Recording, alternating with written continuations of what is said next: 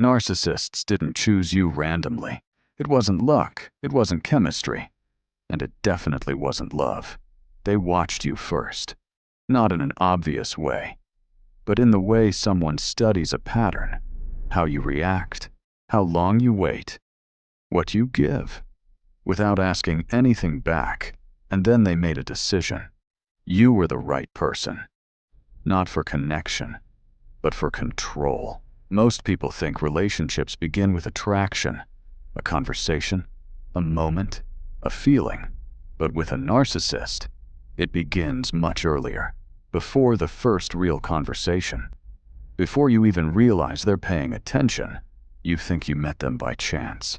But what you didn't see is that they were already observing you, quietly, patiently, not who you pretend to be, but who you are when something feels slightly off, when something doesn't go your way, when someone crosses a line. Because those small moments reveal everything. And once they understand that, everything that comes next is intentional. And once they understand that, everything changes, not for you, but for them. Because at that point, they're not trying to know you anymore. They're deciding something much more important, whether you are someone who will stay, even when something feels wrong. It always begins with something that feels real. They open up to you, just enough to pull you in. Not everything, not too deep, just enough to make you feel like they trust you. And you respond. You listen carefully. You give them your attention without even thinking about it. You ask questions. You try to understand. You lean into the conversation, and in your mind, this feels normal. This is what connection looks like. But from their perspective, something else just happened. You revealed your pattern. You showed them that when someone becomes vulnerable, you move closer instead of stepping back, that you engage instead of observing, that you give without needing anything in return. And that tells them everything they need to know. Because once someone understands how you respond emotionally, they don't need to earn your trust.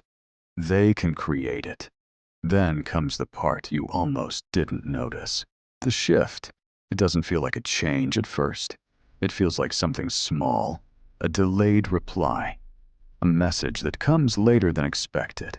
You check your phone, more than you want to admit, and when they finally respond, everything feels normal again. So you tell yourself it's fine, but something already changed. You adjusted your expectation. Then it happens again. A comment that feels slightly off. Not enough to react, but enough to make you think. And now you hesitate. You wonder if you should say something, or just ignore it. And most of the time, you ignore it because it feels easier, because you don't want to create tension, because you don't want to lose the connection. And in that moment, you didn't protect your boundary. You moved it, and they saw that. They understood that you were willing to adjust instead of resist. And from that point on, they don't need to test you anymore. They already know how far they can go. Then they move closer again. Not in a way that feels forced, but in a way that feels natural. Almost perfect. They start to mirror you. The way you speak, the things you care about, the way you see the world. You mention something small, and suddenly they feel the same way. You share an opinion, and they agree with it completely. At first, it feels like a coincidence. Then it starts to feel rare.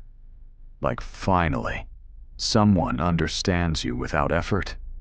Conversations become easier. You don't have to explain yourself. You don't have to repeat things. You don't have to be careful with your words. And that feeling is powerful, because most people spend their lives trying to be understood. And now, it feels like you don't have to try anymore. So you open up more.